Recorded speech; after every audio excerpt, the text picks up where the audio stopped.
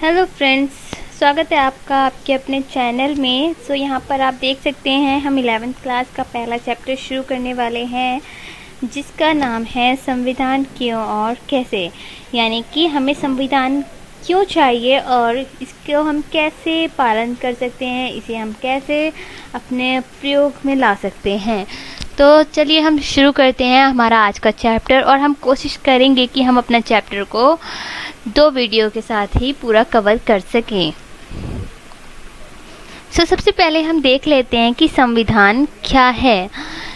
यहाँ पर आप देख सकते हैं, पहले ही यहाँ पर लिखा हुआ है कि ये राजनीतिक प्रक्रिया का मूलभूत ढांचा निर्धारित करता है, यानी कि एक मूलभूत ढांचा बनाता है जो कि जनता को शासित करने के लिए होता है। यानी कि हम ऐसा कह सकते हैं कि एक रूल्स की तरह है, जो रूल्स बनाए जाते हैं जैसे कि स्कूल में रूल्स होते हैं, इसी तरीके से ये क्या करते हैं, जनता को शासित करते हैं। इसके साथ ही संविधान क्या करता है, इसमें राज्य के 3 अंग होते हैं, इसकी 3 अंगों की स्थापना करता है। जहाँ पर आप देख सकते हैं विधायिका, पहला अंग कौन सा है, विधायिका। दूसरा अंग है कार्यपालिका, तीसरा है न्यायपालिका। और ये निर्धारित कौन करता है, इसकी शक्तियाँ, इसके कर्तव्य, इसकी क्या सीमाएं हैं, इसको निर्धारित करने की शक्ति किसके पास है। इसका यहाँ पर संविधान आप देख सकते हैं, वापस क्या है, संविधान। ये तय करता है कि सरकार के जो 3 अंग है, इसमें इनकी जो शक्तियाँ हैं 3 अंगों की, इनकी शक्ति, इनके कर्तव्य, इनकी क्या सीमाएं होंगी, ये सब तय होते हैं। और इन तीन अंगों के बीच और जनता के बीच समन्वय बना के रखना, बैलेंस बना के रखना, इन सब का विनिमय करने का काम किसका है, संविधान का। साथ ही संविधान क्या करता है, सामाजिक, राजनीतिक और आर्थिक प्रकृति, आस्था और आकांक्षाओं को पूरा करने का काम करता है। यानी कि किसी भी तरीके का देश में अराजकता ना फैले, धर्म को लेकर के, राजनीति को लेकर के, या सामाजिक रूप से जनता और लोग सब मिलजुल कर रहें, ऐसा निर्धारित करने का काम कौन करता है, हमारा संविधान। अभी तक हमने देखा कि संविधान संविधान क्या है, लेकिन अब हम देखेंगे कि हमें संविधान की ज़रूरत क्यों है, क्या हम बिना संविधान के नहीं रह सकते। तो चलिए देखते हैं हमें संविधान की ज़रूरत क्यों पड़ती है। तो जैसे कि आपको पता है कि मनुष्य क्या है, एक सामाजिक प्राणी है, समाज में रहते हैं। और समाज से विभिन्न प्रकार के जो समाज होता है वो किससे बनता है, समुदायों से, अलग अलग समुदायों से मिलकर समाज बना होता है, राइट। तो इसमें क्या होता है, समुदायों में अलग अलग तरीके के लोग होते हैं, इनके बीच में तालमेल बिठाने के लिए संविधान की ज़रूरत होती है। यानी कि हम बोल सकते हैं कुछ लोग होते हैं जो अलग धर्म को मानते हैं, कुछ लोग होते हैं जिनको अलग किताबें पढ़ना पसंद है, कुछ लोगों को घूमना ज़्यादा पसंद है, कुछ लोगों को अलग फिल्म देखना पसंद है। तो सबकी नापसंद सब कुछ अलग अलग होती है। तो उसके बीच में एक तालमेल बिठाना, कोई कहते हैं कि हमें सुरक्षा की ज़्यादा ज़रूरत है, तो कोई कहता है कि हमें पार्क बनवा लेना चाहिए। अब ये कौन तय करेगा कि क्या ज़्यादा ज़रूरत है, क्या ज़्यादा ज़रूरी है। तो यहाँ पर हमें ज़रूरत होती है संविधान की। तो संविधान क्या करते हैं, विश्वास पैदा करते हैं लोगों के बीच में कि हम समन्वय बनाकर रखेंगे और हमारे लिए सब कुछ ज़रूरी है, मतलब सारे लोग, सब जनता है जो वो इक्वल है। और साथ ही संविधान तय करता है कि अंतिम निर्णय जो है वो कौन लेगा, इसकी शक्ति किसके पास होगी अंतिम निर्णय लेने की। साथ ही ये क्या करता है, जो सरकार बनती है, यानी कि हम इस तरीके से देख सकते हैं, भारत में अगर कोई सरकार बनी तो उसका निर्माण किस तरीके से होगा, सरकार कैसे बनेगी, उसके नियम उपनियम क्या होंगे, उसकी शक्तियाँ क्या होंगी, उसकी सीमाएं क्या होंगी। यानी कि सरकार की भी कुछ सीमाएं होगी, सरकार अपने आप कुछ नहीं कर सकती। यानी कि सरकार, फॉर एग्जाम्पल हम ये कह सकते हैं कि सरकार ये नहीं तय कर सकती कि कौन से धर्म के लोग मंदिर में जा सकते हैं, कौन से धर्म के लोग मंदिर में नहीं जाएंगे, या ऊंच नीच जाति को लेकर के कि ऐसे लोग मंदिर में नहीं जा सकते, और किस तरीके के लोग कौन सी बुक पढ़ सकते हैं, या किस तरीके के लोग कौन सी मूवीज़ देख सकते हैं। ये सब सरकार के एक सीमाओं में रखती है सरकार को, ताकि सरकार अपने आप से इस तरीके के निर्णय ना ले सके। क्योंकि सरकार के पास शक्ति है। हम यहाँ पर देख सकते हैं सरकार को, क्योंकि जनता ने बनाया, सरकार के पास शक्ति है। लेकिन हम यहाँ पर भी संविधान क्या करता है, सरकार की सीमाओं को निर्धारित कर देता है, तय कर देता है कुछ सीमाएं। तो हम ये कुल मिलाकर कह सकते हैं कि एक जो न्यायपूर्ण समाज है, न्यायपूर्ण अगर समाज चाहिए हमें, तो उसकी स्थापना के लिए हमें संविधान की ज़रूरत पड़ेगी, जहाँ पर सब समुदाय, सब धर्म के लोग साथ में रह सके, उनमें तालमेल बिठाकर रह सके, सबके बीच में एक बैलेंस बना रहे। अभी तक हमने देखा संविधान की आवश्यकता क्यों है, हमें संविधान किस लिए ज़रूरी है। आगे अब हम देखने वाले हैं कि संविधान का निर्माण, यानी कि संविधान सभा का निर्माण, जब संविधान बना तो वहाँ पर एक सभा का गठन किया गया, जिस सभा ने संविधान को बनाया। तो इसका किस तरीके से निर्माण हुआ, किस तरीके से बनाई गई, तो यहाँ पर हम सबसे पहले देख सकते हैं कि 1945 में क्या हुआ। इंग्लैंड में एक नई लेबर पार्टी की सरकार सत्ता में आई और इसने क्या किया, इससे क्या हुआ, संविधान सभा का मार्ग खुल गया। यानी कि इस सरकार के आने के साथ ही संविधान सभा बनने का रास्ता खुल गया। और क्या हुआ, जो एक कैबिनेट मिशन बना, कैबिनेट मिशन की योजना थी कि उसमें संविधान सभा का जब निर्माण हुआ और उसमें क्या हुआ, कुछ सदस्यों की सीमा निर्धारित की गई, यानी कि कुछ सदस्य, कितने सदस्य होंगे उस संविधान को बनाने में, कितने सदस्यों की भागीदारी होगी, ऐसी निर्धारित किया गया। तो इसमें क्या तय किया गया कि 292 जो प्रतिनिधि होंगे, ये कहाँ के होंगे, ब्रिटिश भारत के पास जो प्रांत हैं, जो ब्रिटिश भारत के गवर्नर हैं, इनके पास जो प्रांत हैं वहाँ से लिए जाएंगे 292 प्रतिनिधि। साथ ही 4 प्रतिनिधि जो हैं वो लिए जाएंगे चीफ कमिश्नरों के 4 प्रांतों से, जिसमें 4 प्रांत चीफ कमिश्नर के कौन से थे, दिल्ली, अजमेर, मारवाड़, कुर्ग और कौन सा था, ब्रिटिश बलूचिस्तान। ठीक है, इसके साथ ही 93 जो प्रांत थे, 93 जो प्रतिनिधि थे, इन्हें कहाँ से लिया गया, ये थे जो भारतीय रियासतों से लिए गए, यानी कि जो राजा महाराजा थे, जो भारतीय रियासतें थी, वहाँ से 93 प्रतिनिधि आए।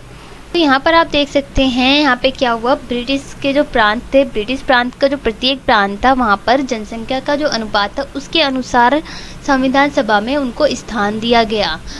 ठीक है, इस मतलब 10 लाख लोगों पर एक स्थान। इसके साथ ही आप यहाँ पर देख सकते हैं कि हर जो प्रांत था उस पर 3 प्रमुख समुदायों में बांट दिया गया। और ये 3 प्रमुख समुदाय क्या थे, यानी कि अभी तक हमने देखा जो ब्रिटिश प्रांत था वहाँ पर अनुपात, जनसंख्या के अनुपात के हिसाब से उन्हें स्थान दिया गया। इसके साथ ही क्या किया, आगे 3 प्रमुख समुदायों में बांट दिया गया उनको, जिसमें मुसलमान थे, सिख थे और सामान्य में, इसमें उनकी जनसंख्या के अनुपात में बांट दिया गया। ठीक है, इसके साथ ही क्या हुआ, आगे चलकर 3 जून 1947, यहाँ पर आप देख सकते हैं जब माउंटबेटन योजना बनी, इस टाइम पे क्या हुआ, भारत का विभाजन हो चुका था और पाकिस्तान बन चुका था। इसके साथ क्या हुआ, जो संविधान सभा में सदस्य थे, यानी कि संविधान सभा में जो पाकिस्तान के सदस्य थे, वो वहाँ से हट गए और वो पाकिस्तान चले गए। तो इसकी वजह से क्या हुआ, संविधान सभा के जो वास्तविक सदस्य थे उनकी संख्या कितनी रह गई, 299। इसके साथ ही अब हम देखेंगे कि संविधान सभा का स्वरूप क्या है, यानी कि संविधान सभा किस तरीके से उसका उद्घाटन हुआ, या कौन कौन से सदस्य थे, कैसे नियुक्त किए गए, अध्यक्ष कौन था, ये सारी चीज़ें हम देखेंगे। तो यहाँ पर आप सबसे पहले ही देख सकते हैं यहाँ पर कि उसका उद्घाटन कब हुआ, दिन कौन सा था, सोमवार 9 दिसंबर 1946 को। कब हुआ था, 11 बजे। ठीक है, 9 दिसंबर 1946 को सच्चिदानंद सिन्हा कौन थे, इसके अस्थायी सदस्य। ये क्वेश्चंस अक्सर पूछे जाते हैं, 1 नंबर के जो क्वेश्चंस होते हैं उनमें अक्सर पूछ लिया जाता है ये कि इसके अस्थायी सदस्य कौन था। तो यहाँ पर आप देख सकते हैं डॉक्टर सच्चिदानंद सिन्हा। ठीक है, इन्हें नियुक्त किया गया 9 दिसंबर 1946 में। और 11 दिसंबर 1946 को क्या हुआ, डॉक्टर राजेंद्र प्रसाद को संविधान सभा का स्थायी सदस्य चुन लिया गया। तो यहाँ पर आप देख सकते हैं अस्थायी सदस्य कौन था, डॉक्टर सच्चिदानंद सिन्हा, और स्थायी सदस्य कौन था, डॉक्टर राजेंद्र प्रसाद। कई बार बच्चे इसमें कंफ्यूज हो जाते हैं कि कौन उसका अध्यक्ष था। तो यहाँ पर अस्थायी और स्थायी पे आपको देखना पड़ेगा कि कौन था। और साथ ही क्या हुआ, इसका संविधान प्रारूप समिति का अध्यक्ष कौन बनाया गया, यानी कि जो इसका प्रारूप तैयार किया गया था इसके अध्यक्ष थे डॉक्टर भीमराव अंबेडकर। इनको चुना गया। कई बार बच्चे इसमें भी गलती करते हैं, भीमराव अंबेडकर को वो इसका अध्यक्ष भी मान लेते हैं और इस पे ये लिख देते हैं आंसर में, जो कि गलत है। ये इनके प्रारूप जो बनाया गया था, प्रारूप समिति, इसके अध्यक्ष थे। 13 दिसंबर 1946 को क्या हुआ, पंडित जवाहरलाल नेहरू ने संविधान का उद्देश्य प्रस्ताव प्रस्तुत किया। किसने उद्देश्य प्रस्ताव प्रस्तुत किया, ये भी एक अच्छा क्वेश्चन बनेगा। तो उनका नाम था पंडित जवाहरलाल नेहरू, जिन्होंने 13 दिसंबर 1946 को उद्देश्य प्रस्ताव प्रस्तुत किया। इसमें क्या था, भारत के भावी प्रभुसत्ता संपन्न लोकतांत्रिक गणराज्य की रूपरेखा प्रस्तुत की गई। किसकी रूपरेखा थी, यानी कि भारत किस तरीके का देश है, प्रभुसत्ता संपन्न, यानी कि भारत के पास अपना खुद का संविधान होगा, अपने खुद के रूल्स होंगे, लोकतंत्र होगा, यानी कि सरकार जनता के द्वारा चुनी जाएगी। इस तरीके की रूपरेखा प्रस्तुत करी उन्होंने। इसे 22 जनवरी 1947 को संविधान सभा ने क्या किया, स्वीकार कर लिया। तो चलिए हम आगे देखते हैं इसी के साथ अगली स्लाइड में। तो यहाँ पर आप देख सकते हैं 26 नवंबर 1949 को अंगीकृत भारतीय संविधान में कितने अनुच्छेद थे। यहाँ पर ये क्वेश्चन भी आ सकता है आपके पेपर में, वैसे तो नॉर्मली नहीं आता है पर आपको ये पता होना चाहिए। और ये देख लो यहाँ पर कि 26 नवंबर 1949 को अंगीकृत किया गया था पर लागू नहीं किया गया था, यानी कि इसको अपना लिया गया था पर लागू नहीं हुआ था तब। तो इस टाइम पे संविधान में अनुच्छेद थे जो वो थे 448 और उसके भाग थे जो, यानी कि पार्ट, कितने पार्टों में बटा हुआ था, 25। साथ ही 8 अनुसूचियाँ थी और इस समय अनुसूचियाँ 8 से बढ़कर 12 हो गई हैं। तो आपको ये भी पता होना चाहिए उस टाइम पे, यानी कि 1949 में 8 थी और बढ़कर 12 हो गई। संविधान को बनाने में कितना टाइम लगा, ये भी एक नंबर का क्वेश्चन बनता है। ये है 2 वर्ष 11 महीने और 18 दिन, ये भी आपको पता होना चाहिए। तो इतना टाइम लगा था।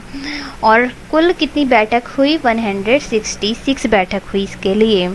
तो यहाँ पर बच्चे देख सकते हैं कि एक एक नंबर के क्वेश्चन उन्हें आराम से मिल सकते हैं और साथ ही वो ब्रीफ क्वेश्चंस भी तैयार कर सकते हैं। हमारे संविधान को यहाँ पर आप लास्ट लाइन में देख सकते हैं कब लागू किया गया, 26 जनवरी 1950 को विधिवत रूप से लागू कर दिया गया। यानी कि इस टाइम पे तो 26 नवंबर 1949 को क्या हुआ, इसको सिर्फ अंगीकृत किया गया, यानी कि मान लिया गया, स्वीकार कर लिया गया। लेकिन लागू कब हुआ ये जनता के लिए, 26 जनवरी 1950 से ये लागू हो गया। ठीक है। सो हमारा एक लास्ट टॉपिक बचा हुआ है जिसका नाम है भारतीय संविधान के स्रोत। अब हम भारतीय संविधान के स्रोत पढ़ेंगे। सो भारतीय संविधान के स्रोत कौन कौन से हैं, यानी कि भारतीय जो संविधान था वो कहाँ कहाँ से लिया गया, किस किस की हेल्प ली गई, इसके बाद ये संविधान बनाया गया। तो यहाँ पर सबसे पहले आप देख सकते हैं जो 95% अंश था जो इसका, यानी कि 95% पार्ट भारत के संविधान का भारत सरकार अधिनियम 1935 से लिया गया। कहाँ से लिया गया, भारत सरकार अधिनियम 1935 यहाँ से लिया गया। साथ ही 1928 में एक मोतीलाल नेहरू कमेटी की जो रिपोर्ट थी वहाँ से 10 मूल मानवाधिकारों को लिया गया। और अन्य देश की संवैधानिक प्रणाली, ये भी बहुत इंपॉर्टेंट है क्योंकि जो भारत का संविधान था 75% तो यहाँ से लिया गया, लेकिन इसके अलावा बहुत से कुछ ऐसे देश थे जो जहाँ से भारत का संविधान को लिया गया, यानी कि कुछ चीज़ें ली गई वहाँ से जो अच्छी लगी। भारत में जो सदस्य काम कर रहे थे उनको वो चीज़ अच्छी लगी और उन्होंने क्या किया, उसको अपने संविधान में लेना अच्छा समझा। सो जैसे कि हमें पता है कि बहुत सारे अलग अलग देशों से भी कुछ अच्छी चीज़ें अपनाई गई, हमारे संविधान में अलग अलग चीज़ें ली गई। तो सबसे पहले हम यहाँ पर देखते हैं ब्रिटिश संविधान से क्या क्या लिया गया है हमारे संविधान के लिए। सो आप पहले नंबर पे देखेंगे सर्वाधिक मत के आधार पर चुनाव में जीत का फैसला, यानी कि जो मत होते हैं, यानी कि चुनाव होते हैं तो उसमें जीत का फैसला किस तरीके से किया जाए, ये ब्रिटिश संविधान से लिया गया। और संसदीय स्वरूप कैसा होगा भारत का, ये भी ब्रिटिश से लिया गया, यानी कि पार्लियामेंट को आप जानते हैं, वह उसके लिए किस तरीके के नियम होंगे, ये ब्रिटिश से लिया गया। कानून के शासन का विचार, कानून किस तरीके से शासन होगा, कानून किस तरीके से लागू किया जाएगा, ये भी ब्रिटिश संविधान से लिया गया। साथ ही 4th पॉइंट है विधायिका में अध्यक्ष का पद और उसकी कानून निर्माण की विधि, यानी कि इसके अध्यक्ष कैसे चुने जाएंगे और इसमें कानून किस तरीके से निर्माण होगा, इन सब के बारे में कहाँ से लिया गया, ब्रिटिश संविधान। ये आपको कुछ पॉइंट याद करने होंगे। साथ ही यहाँ पर आप 2nd पॉइंट देख सकते हैं, अमेरिका से जो लिया गया, अमेरिका का संविधान से हमारे संविधान में कुछ चीज़ें ली गई।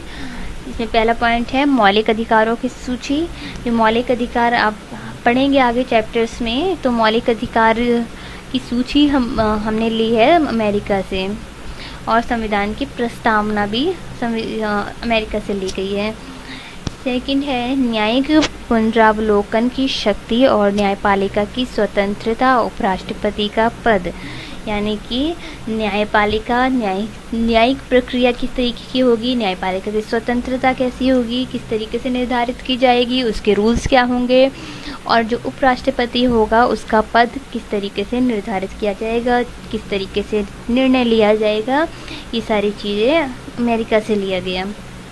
आयरलैंड के बारे में कई बार आप पूछ लेते हैं, आयरलैंड का संविधान से जो क्या क्या लिया गया है, तो आप यहाँ पे देख सकते हैं राज्य के नीति निर्देशक तत्व, ये इम्पॉर्टेंट है, राज्य के नीति निर्देशक तत्व आयरलैंड के संविधान से लिया गया।